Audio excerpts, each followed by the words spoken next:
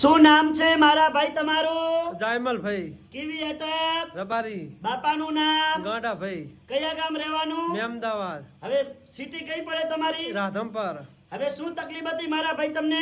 પગ હેણતો કેટલા મહિનાની તકલીફ હતી? મન મહિનાની બરોબર. અહીંયા રાધનપુર મારી જોડે કેટલી વાર આયા? 2 ફેરા કેટલા ટકા ફેર પડી ગયો? 100%.